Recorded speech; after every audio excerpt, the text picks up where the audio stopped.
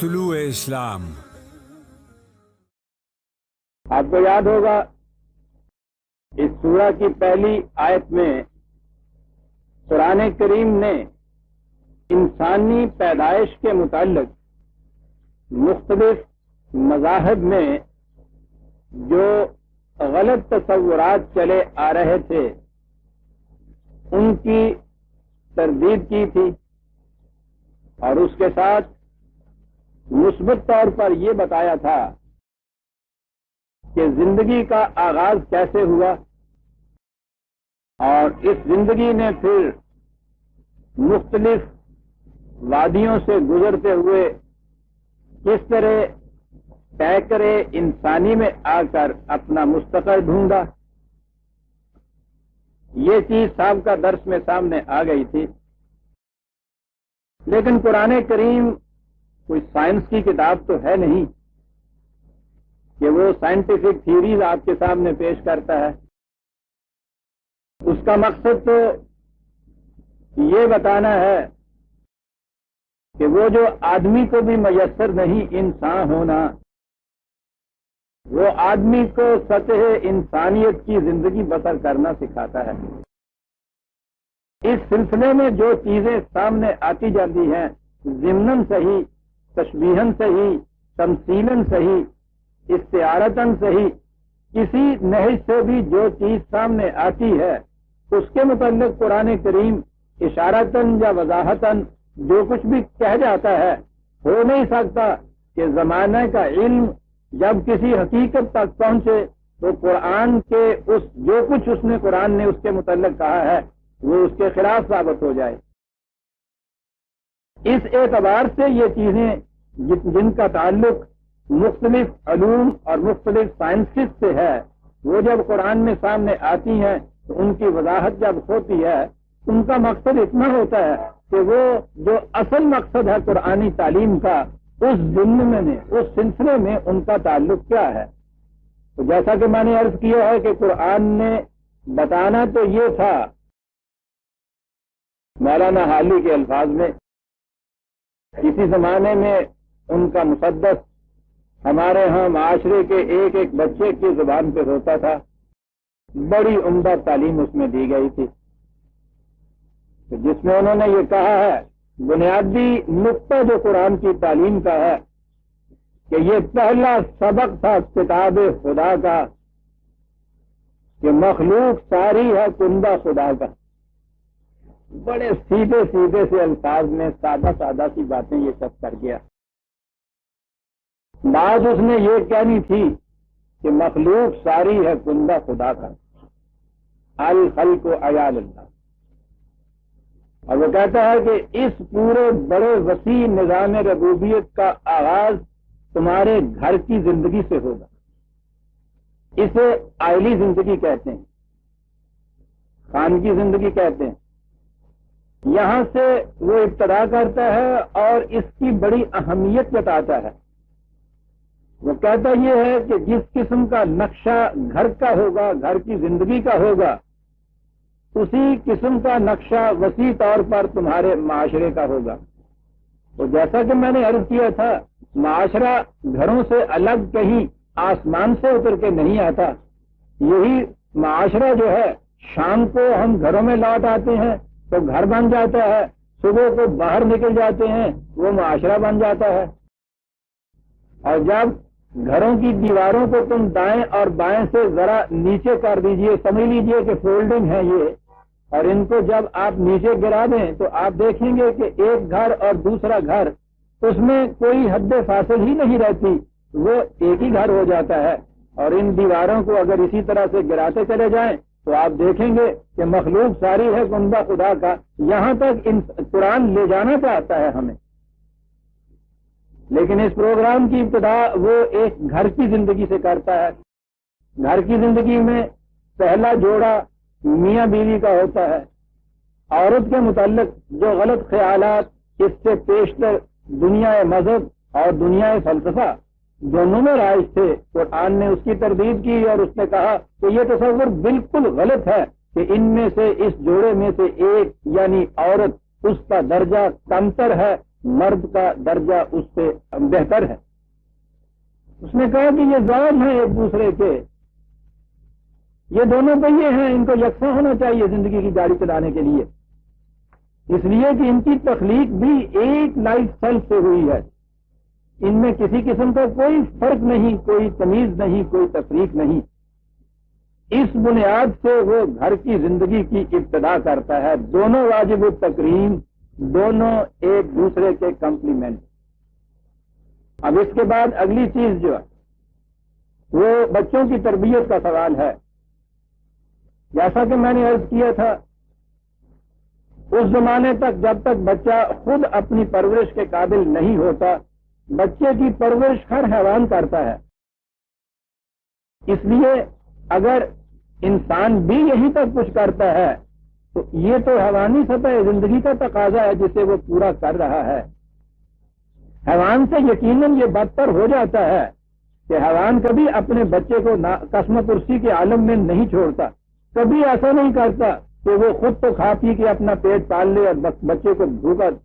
چھوڑ دے۔ یہ چیز اس بذام خیش اشرف المخلوقات ہی کا حصہ ہے کہ ایسے واقعات آپ کے سامنے آئے ہوں گے، بچوں کو قسم پرسی کے عالم میں چھوڑا ہوا ہے، آپ گل چلے اٹھا رہے ہیں، یعنی ثم رددناہ اسفل سافلین، جو قرآن نے کہا تھا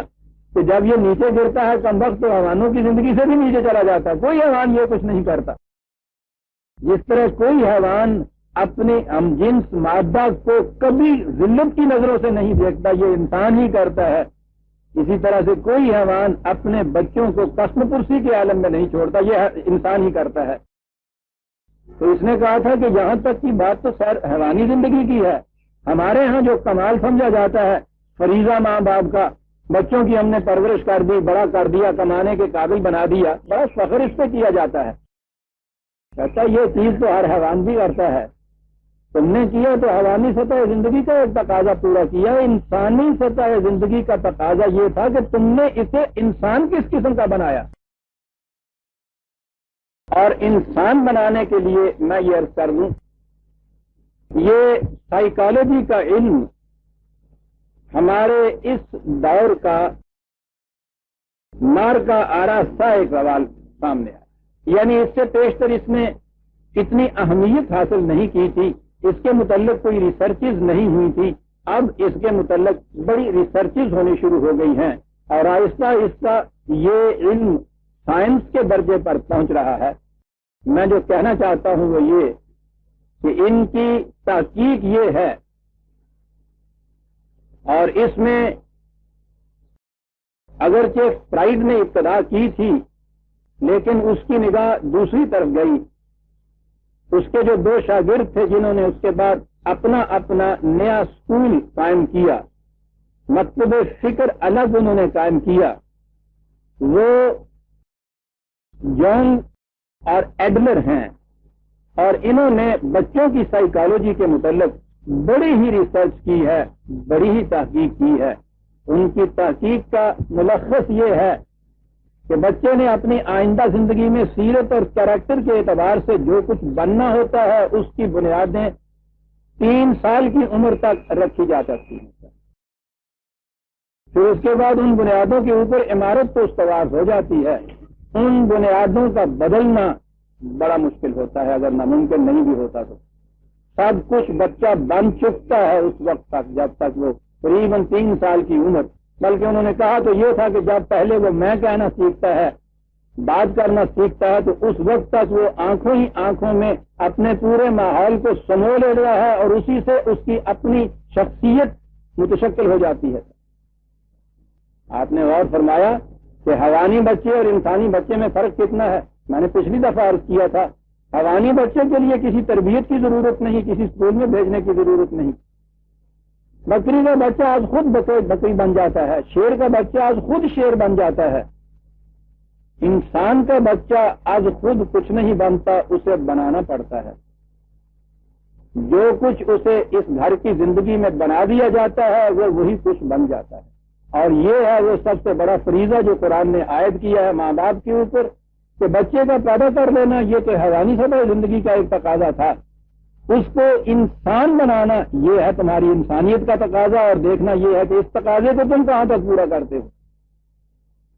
اور اس سلسلے میں جو بنیادی چیز سامنے آئی، اور اس میں میں اگر یہ عرض کر دوں کہ ذاتی طور پہ بھی یہ چیز ہے جو میرے سامنے آئی، مجھے بھی اس میں کچھ درک ہے، سائیکو انالیسس کے اندر پڑھا بھی ہے، کچھ کرتا بھی رہا ہوں، اور وہ بنیادی چیز یہ ہے کہ جو بچہ ابتداً ماں باپ کی افیکشن سے محروم ہو جاتا ہے، یہ ایسے الفاظ ہیں جن کے مرادف الفاظ ابھی ہمارے ہاں کم ملتے ہیں۔ پیار میں کہوں تو وہ کچھ بگاڑ کی شکل پیدا ہو جاتی ہے، محبت کہوں ہمارے ہاں اس کا مفہوم کچھ آگے چل کے ہی آتا ہے، لیکن بہرحال افیکشن ایک بڑا عجیب جذبہ ہے۔ بچہ جو افیکشن سے، پیار سے، محبت سے ابتدائی زندگی میں محروم رہ جاتا ہے، اس کے اندر اتنی نفسیاتی الجھنیں، کمپلیکسٹیز پیدا ہو جاتی ہیں تو معلوم نہیں کہ بعد کی زندگی میں وہ کن کن شکلوں میں نمودار ہوتی ہیں۔ اس کے کریکٹر میں، اس کی سیرت میں خامیاں ہی نہیں رہتی، بلکہ کتنی ہی پرورشن پیدا ہو جاتی ہیں، بدنہادیاں پیدا ہو جاتی ہیں، بہت سے جرائم کا وہ عادی ہو جاتا ہے، صرف اس لیے کہ ابتدائی زندگی میں اسے افیکشن نہیں، اور اس کے لیے اب تو وہ سائیکو انالیسس کے ذریعے سے علاج بھی کرتے ہیں۔ میرا بھی تجربہ یہ ہے، جن بڑوں کے متعلق دیکھا گیا کہ بچپن کی زندگی میں انہیں افیکشن نہیں مل سکی، ان کے اندر بڑے ہی مضمون قسم کے رجحانات پیدا ہو گئے۔ ان کا علاج یہ نہیں تھا کہ ان رجحانات کے متعلق آپ ان کو واضح و نصیحت کریں، واضح و نصیحت کی روح سے وہ سب کچھ سمجھتے تھے، پڑھے لکھے ہوئے لوگ۔ ان کی کیفیت یہ تھی جو غالب نے کہا ہے کہ جانتا ہوں ثواب طاعت و زہد، جاننے کا تعلق جہاں تک ہے، سمجھ کا تعلق ہے، وہ جانتے تھے لیکن اس کے باوجود وہ اس کو دور نہیں کر سکتے تھے۔ وہ جو اس نے کہا پر طبیعت ادھر نہیں آتی، اس کی وجہ یہ تھی کہ بچپن میں ان کی زندگی افیکشن سے محروم رہ گئی ہوئی تھی، اور یہ ایک ایسا خلا تھا، ایک ایسا ویکیوم تھا جسے وہ جگہ جگہ پر کرنے کے لیے مارے مارے پھرتے تھے، لیکن انہیں سمجھ میں نہیں ان کی آتا تھا کہ ہمیں کیا ہو رہا ہے اور کیا چیز ہے جو ہمیں نہیں مل رہی۔ تلاش جس کی ہے وہ زندگی نہیں ملتی۔ ان کی کیفیت یہ بیچاروں کی ہو جاتی ہے، اگر انہیں کسی طرح سے ماں کی سی محبت، باپ کا سا پیار دے دیا جائے، اور اس کے معنی یہ ہے کہ اس میں آپ قطعاً سیلفش نہ ہوں، آپ کے سامنے صرف یہ ہو ایک انسان جس کی بنیادیں غلط رکھی گئی تھیں، میں نے اسے ہلاکت سے بچانا ہے، اس فریضے کے ماتحت اگر آپ یہ کریں کہ اس کو اس قسم کی محبت اور پیار دیتے چلے جائیں، جیسا میں نے عرض کیا ہے کہ ماں کا پیار، باپ کی محبت دیتے چلے جائیں اگر، اس کے بعد آپ دیکھیں گے کہ اس کی دبی ہوئی صلاحیتیں کس طرح ابھرتی ہیں، اور اس کے یہ جو پیچ و خم سیرت میں آ جاتے ہیں وہ کیسے سیدھے ہو جاتے ہیں۔ میں نے یہ اس لیے عرض کیا کہ ہمارے ہاں بھی گھروں کے اندر کبھی اس کا التزام نہیں کیا جاتا۔ پیار ہمارے ہاں وہ کہا جاتا ہے جسے لاڈ کہتے ہیں، اچھا بھلا بچہ بھی بگڑ جاتا ہے جس کے اندر، اس کے لیے، اس کے سنوارنے کے لیے، اسے ڈسپلن کرنے کے لیے ہمارے ہاں خوف کا جذبہ ہوتا ہے۔ سال بھر کے بچے میں ہی وہ چیز کہ نیکی آ گئی اور آگ آ گیا، یعنی وہ خوف ہر قسم لے آئیں گے اتوں فلانے ملے دینی اس طرح نل کر کے، یہ خوف۔ یاد رکھیے، خوف کی روح سے انسان کی شخصیت یا اس کی خودی اتنی کرش ہو جاتی ہے کہ وہ کبھی ابھر ہی نہیں سکتی۔ ہمارے ہاں چونکہ تعلیم ہے نہیں، ادھر توجہ ہی نہیں دی گئی ابھی تک، جیسا میں نے ابھی عرض کیا، پیار ہمارے ہاں لاڈ کا درجہ اختیار شکل اختیار کر لیتا ہے، اچھا بھلا بچہ بگڑ جاتا ہے۔ سنوارتے ہیں تو خوف کے ذریعے سے سنوارتے ہیں، اس کی شخصیت ہمیشہ کے لیے کچلی جاتی۔ افیکشن نہ تو یہ لاڈ ہوتا ہے نہ یہ خوف ہوتا ہے۔ سمجھانا بڑا مشکل ہے، لیکن آپ کو معلوم ہے بڑوں کی بات بھی ایک بات احترام سے آپ مانتے ہیں کسی دوسرے کی، اور آپ دیکھیں گے کہ اس ماننے کے اندر خوف نہیں ہوتا، ایک جذبہ احترام ہوتا ہے۔ بچے کے سامنے اگر انسان بڑے جو ہیں اپنی صحیح سیرت کا نمونہ پیش کریں اور افیکشن اس کے ساتھ کریں، یعنی ہر اچھی بات کے اوپر اپریسیشن اس کی کریں،